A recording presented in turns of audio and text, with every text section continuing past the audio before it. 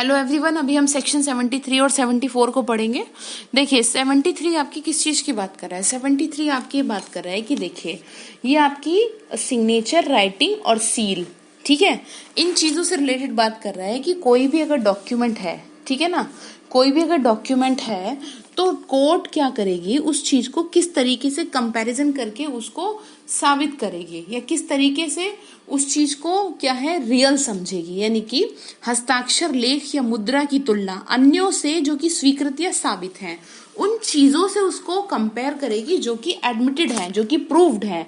वो साइन, वो राइटिंग और सील, जो सेक्शन 73 है उसमें आपके लिखा है कंपैरिजन ऑफ सिग्नेचर, राइटिंग और सील विद अदर एडमिटेड और प्रूव्ड, ठीक है। उनको और चीजों के साथ क्या करेगी, मतलब साबित करेगी, उसको देखेगी, कंपैरिजन करेगी। अब यहाँ पे आपको समझना है, यहाँ कोर्ट के पास पूरी पावर है कि जो भी कोई डिस्प्यूटेड सिग्नेचर है या जो भी और कोई बात है, कोई राइटिंग है या कोई सील की कोई अदर बात है, या और जो अदर एडमिटेड सिग्नेचर है, जो राइटिंग है, जो सील है, तो उसको कंपेयर करके उस चीज का कंक्लूजन निकालेगी, ठीक है ना। कंक्लूजन ये निकालेगी कि ये सेम पर्सन के हैं या नहीं है, या अलग अलग हैं। या इसके अलावा कोर्ट ये भी कर सकती है कि जो कोर्ट में पर्सन प्रेजेंट है तो उसका भी स्पेसिमेन ले सकती है राइटिंग के लिए, कंपैरिजन के लिए। तो इसका मतलब जो कंक्लूजन है इस सेक्शन का, वो आपका सिर्फ इतना सा है कि जहां पर कोई भी बात जो कि कोर्ट में ऑलरेडी एडमिटेड है यानी प्रूव्ड है, तो दूसरी चीज को साबित करने के लिए या दूसरी और चीजों को समझने के लिए उसको उससे कंपेयर करके देखेगी कि क्या ये इसके, ये भी तो इसके नहीं है साइन, क्या ये चीज तो इसकी नहीं है। इस तरीके से उन चीजों को कंपेयर किया जाएगा, ठीक है। तो इसके लिए जो है आपको इस चीज को ध्यान रखना है कि जो ये सेक्शन बात करे डिस्प्यूटेड सिग्नेचर, राइटिंग और फिंगर इंप्रेशन से रिलेटेड बात करे, इसमें फिंगर इंप्रेशन भी हो सकते हैं आपके, तो इस चीज को आप ध्यान रखिएगा। और एक चीज और, जैसे कुछ केस लॉ भी थे जिसमें ये डिसाइड हुआ था कि ये जो आप बात कह रहे हैं ना, यानी इसके अंदर जो ये सेक्शन, इसके अंदर क्या था कि ये जो बात है कि कंपेयर वाली, तो उसको चैलेंज किया गया था कि जी आप ये तो गलत कर रहे हैं, ये तो आपका आर्टिकल 20 और क्लॉज 3 का क्या है, उल्लंघन है। तो कोर्ट ने डिसाइड किया था कि नहीं, ऐसा कुछ नहीं है, इसमें कोई उल्लंघन नहीं हो रहा, ये तो सिर्फ क्या है, ये तो कंपेयर करने की बात है, ये चीजों को समझने की बात है।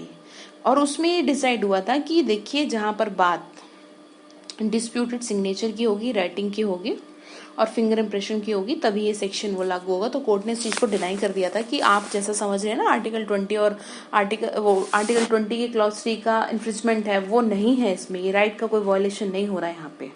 और दूसरी बात, और अदर केसेस में ये भी कहा गया था कि ये सेक्शन तभी अप्लाई होगा जब बाकी के जो केस हैं वो कोर्ट में पेंडिंग होंगे, ठीक है। इसी से रिलेटेड इसमें बात की गई थी। तो आपको जो ध्यान रखना है सिर्फ एग्जाम के पॉइंट ऑफ व्यू से, वो इतना ध्यान रखना है कि इसमें कंपेयर की बात की गई है, और चीजों से कंपेयर करके कोर्ट क्या करेगी, चीजों को डिसाइड करेगी, देखेगी, समझेगी उस चीज को, इतनी ही इसमें बात की गई है। अब 73A क्या कह रहा है, 73A आपकी ये बात कर रहा है डिजिटल सिग्नेचर के वेरिफिकेशन की बात है, यानी कि proof as to the verification of digital signature, ठीक है। इट मीन्स डिजिटल सिग्नेचर इससे रिलेटेड है, ये आपकी क्या है 2000 के अंदर ही इंसर्ट हुआ था, बाकी इसमें कुछ नहीं है, फिर भी हम देख लेते हैं। इसमें लिखा है in order to ascertain whether a digital signature is that the person by whom it purports to have been affixed the court में डायरेक्ट, यानी कि ये डिसाइड करने के लिए कि क्या ये डिजिटल सिग्नेचर या ये जो भी साइन है, ये जिसके द्वारा ऐसा किया गया है, ये उसी के हैं, ठीक है ना। यानी कि जो भी जिसके द्वारा भी वो किया गया है, तो कोर्ट क्या करेगा, उसके बारे में भी इसमें सारे डायरेक्शन दे रखे हैं कि उस व्यक्ति का, उस पर्सन के हैं क्या। तो क्या है, that the person of controller of the certifying authority to produce the digital signature certificate, वो जो मैंने आपको पहले पढ़ाया था वही है सेम, कि जिसने उसको क्या किया है, उस चीज का सर्टिफिकेट दिया है, तो उससे क्या करेगा, जैसे कि हमने इसमें पढ़ा था ना एक्सपर्ट वाले में, उस व्यक्ति का नियंत्रक यानी कंट्रोलर या जो अथॉरिटी पर्सन है जिसके पास चीज की अथॉरिटी है और डिजिटल सिग्नेचर की प्रमाण पत्र पेश करने का निर्देश दे सकेगा। जी आप जो ये डिजिटल सिग्नेचर की बात कर रहे हैं, ये जैसे मैंने आपको बोला था ना, कंप्यूटर अगर आपने सीखा है तो एक सर्टिफिकेट आपको मिलेगा, तो वही चीज है यहाँ पर भी कि उसके क्या करेगा, उसके सर्टिफिकेट की बात करें कि वो सर्टिफिकेट भी आप कोर्ट में प्रोड्यूस करो, इसी चीज से रिलेटेड है और कुछ नहीं है इसमें। दूसरे में लिखा है any other person to apply the public key listed in the digital signature certificate and verify that digital signature purports to have been affixed by the person। यानी कि किसी और अदर पर्सन को डिजिटल सिग्नेचर में जो भी बात है ना, उसको सार्वजनिक सूचक शब्द को प्रयोग करने और उस व्यक्ति द्वारा दिया गया जो भी डिजिटल सिग्नेचर है उसको क्या करेगा, सत्यापित करने का निर्देश दे सकेगा। ठीक है, इसमें यही इतना ही लिखा है, बाकी कुछ नहीं है।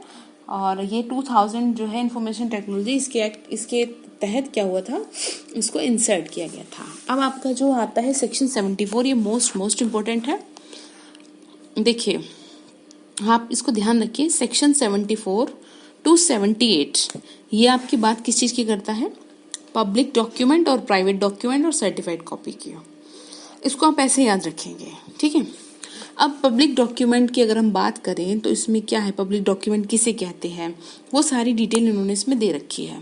इसमें जो आपको ध्यान रखना है एग्जाम के पॉइंट ऑफ व्यू से वो ये कि डिफरेंस बिटवीन देम, यानी पब्लिक डॉक्यूमेंट और आपके प्राइवेट डॉक्यूमेंट में डिफरेंस क्या है वो मैं आपको आगे बता दूंगी। लेकिन सबसे पहले ये जो लिस्ट देख रहे हैं आपके पास, आई होप बेरक होगी, उसमें लिखा है the following documents are public documents. ठीक है, इन डॉक्यूमेंट्स को क्या कहा गया, पब्लिक डॉक्यूमेंट कहा गया। तो पहला है डॉक्यूमेंट फॉर्मिंग द एक्ट्स और रिकॉर्ड ऑफ द एक्ट, यानी कि ये जो भी इसमें दिए गए हैं वो क्या है आपके public document. First of the sovereign authority, यानी कि प्रभुता संपन्न प्राधिकारी के पास जो भी है वो पब्लिक डॉक्यूमेंट है। दूसरा है of official bodies and tribunals, and तीसरा है of public officers, legislature, judicial and executive of any part of India और ऑफ द कॉमनवेल्थ और ऑफ अ सॉवरेन कंट्री। ठीक है, तो यानी कि ये जो भी इनके पास जो भी डॉक्यूमेंट होंगे, इनसे रिलेटेड जो भी एक्ट होंगे या जो भी कुछ रिकॉर्ड्स रखे होंगे इनके पास किसी भी तरह से, तो वो क्या है, वो पब्लिक डॉक्यूमेंट कहे जाएंगे। इसको एक एक वर्ड में आप याद करके लिख लें अपने नोट्स में तो आपको याद हो जाएगा। दूसरा पॉइंट है public record kept in any state of private document, यानी कि किसी राज्य में रखे गए प्राइवेट दस्तावेजों का अभिलेख। अब यहाँ पे क्या बात की गई है कि पब्लिक मैंने आपको बता दिया, आपको प्राइवेट। अब इसमें जो आपके प्राइवेट डॉक्यूमेंट है ना, उसकी पब्लिक डॉक्यूमेंट है उसकी भी पूरा डिटेल दे रखी है कि पब्लिक क्या है और प्राइवेट क्या है। आप इसको बेरक से एक नजर मारेंगे तो आपको क्लियर हो जाएगी ये बात। ठीक है, जैसे कि देखिए मैं आपको इसमें डिफरेंस बता देती हूँ, मोटा मोटा डिफरेंस क्या है जो आप ध्यान रखेंगे। देखिए पब्लिक डॉक्यूमेंट क्या है, prepared by public servant in discharge of his public duties. ठीक है, इतनी बात आपको ध्यान रखनी है। और जो प्राइवेट डॉक्यूमेंट है, prepared by person for his private interest under his private right, यानी प्राइवेट जो डॉक्यूमेंट है वो क्या है, प्राइवेट राइट के अंदर क्या किए जाते हैं, प्रिपेयर्ड किए जाते हैं। और जो पब्लिक डॉक्यूमेंट है वो पब्लिक सर्वेंट के थ्रू प्रिपेयर्ड किए जाते हैं। दूसरा इसमें है proved by secondary evidence, that is certified copies. उसको कैसे प्रूव करेंगे, सेकेंडरी एविडेंस के थ्रू। जैसे मैंने आपको बताया था सेकेंडरी एविडेंस क्या है, सर्टिफाइड कॉपी क्या है। जैसे कि मैंने बताया था ना कोर्ट का, कि कोर्ट से आपको सर्टिफाइड कॉपी लेनी होती है, ओरिजिनल कॉपी थोड़ी मिलेगी, तो वो आपको सर्टिफाइड कॉपी आपकी क्या होगी, एज ए सेकेंडरी एविडेंस क्या होगी, एडमिसिबल होगी एविडेंस के थ्रू, एविडेंस के तौर पे। ठीक है, अब इसका प्राइवेट डॉक्यूमेंट में क्या है, private document is generally proved bye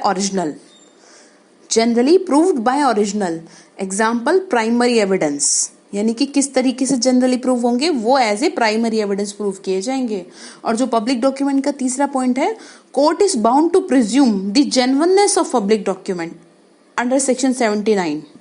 ठीक है, कोर्ट क्या है, बाउंड है उस चीज के लिए। जैसे कि मैं आपको बताती हूँ, एक बार क्वेश्चन भी आया था कि जो कोर्ट की जो वो होते हैं, ऑर्डर होते हैं, वो पब्लिक डॉक्यूमेंट होंगे या क्या होंगे, या मतलब कोर्ट क्या प्रिज्यूम करेगी उस चीज में। कोर्ट के ऑर्डर से रिलेटेड कुछ और चीज थी उसमें, मुझे एग्जैक्टली ध्यान नहीं आ रहा, मैं आपको बता दूंगी। लेकिन यहाँ पे बात सिर्फ इतनी है, प्रिजम्पशन की बात है कि court is bound to presume the genuineness. It means जो पब्लिक डॉक्यूमेंट है ना, कोर्ट उस चीज के लिए क्या है, बाउंड है कि ये क्या है, ये रियल है, ये ठीक है, ये पब्लिक डॉक्यूमेंट ही है, उनकी जेन्युइननेस को ठीक है प्रूव करते हैं वो कि ये पब्लिक डॉक्यूमेंट है। इसको हम पढ़ेंगे सेक्शन 79 में तो आपको और क्लियर हो जाएगा। ठीक है, अब दूसरा क्या है,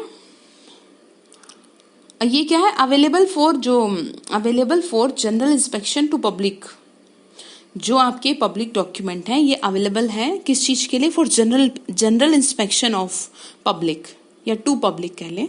अब इसमें प्राइवेट डॉक्यूमेंट में क्या है? प्राइवेट डॉक्यूमेंट में no such presumption is made regarding private document. Court उस चीज में कुछ प्रिज्यूम नहीं करेगा, लेकिन कोर्ट पब्लिक डॉक्यूमेंट में प्रिज्यूम करेगा कि कोई अगर सरकारी दफ्तर से कोई कागज आया है तो वो ये प्रिज्यूम करेगा कि जी हाँ ये क्या है, पब्लिक डॉक्यूमेंट ही है, उसकी जेन्युइननेस उसको बाउंड है वो उसको प्रिज्यूम करने के लिए। नो, और उसमें क्या था प्राइवेट में है, no such presumption is made regarding private document, ठीक है। और इसमें no available for general inspection, private documents की कोई भी क्या नहीं कर सकता, इंस्पेक्शन नहीं कर सकता। तो आप इसको ध्यान रखिए, जो पब्लिक डॉक्यूमेंट है वो प्राइमरी एविडेंस नहीं है, वो सेकेंडरी एविडेंस जो मैंने आपको सर्टिफाइड कॉपी बताया वो उसके थ्रू प्रूव होगा। इट मीन सर्टिफाइड कॉपी के थ्रू प्रूव किया जाएगा। और जो पब्लिक डॉक्यूमेंट है, जो पब्लिक डॉक्यूमेंट और जो सर्टिफाइड कॉपी है उसको आर्टिकल आपका जो दिया गया है सेकेंडरी एविडेंस के तौर पे उसके थ्रू प्रूव किया जाएगा, ठीक है। आई होप ये क्लियर हो रही होगी आपको पब्लिक डॉक्यूमेंट और सर्टिफाइड कॉपी। सर्टिफाइड कॉपी की हमने बात की है ना सेकेंडरी एविडेंस के लिए, सर्टिफाइड कॉपी के लिए और हम आगे बढ़ेंगे सेक्शन 76 में, ठीक है। इसमें इतनी बात क्लियर हो गई। अब क्या है सेक्शन 76 में जो बात की गई है ना वो आपकी वो इसी चीज के बारे में बात की गई है, सर्टिफाइड कॉपी के बारे में कि किस तरीके से इंस्पेक्शन कर सकते हैं क्या नहीं कर सकते, वो सारी चीजें डिटेल में अलग से हम उस चीज को डिस्कस करेंगे। लेकिन आपको जो एग्जाम के पॉइंट ऑफ व्यू से ध्यान रखना है वो आपको 74 सबसे पहले आपको सेक्शन ध्यान रखना है। Section 74 of Indian evidence act define करता है पब्लिक डॉक्यूमेंट को, ठीक है। और इसमें जो जो पब्लिक डॉक्यूमेंट बेरक में भी दे रखे हैं और प्राइवेट डॉक्यूमेंट दे रखे हैं उसको आप 1 to 1 करके अपने नोटबुक में लिख लें। वो उससे क्या है आपको एक एक वर्ड आपको याद करेंगे तो आपको वो प्री के पॉइंट ऑफ व्यू से वो चीजें आपको क्लियर हो जाएंगी, याद हो जाएंगी, ठीक है। तो आपका 73 74 क्लियर है। बाकी अगर कुछ और कंफ्यूजन लगती है आपको, किसी और सेक्शंस के बारे में कुछ कंफ्यूजन है तो आप मुझसे पूछ सकते हैं, बाकी का हम नेक्स्ट वीडियो में कवर करते हैं।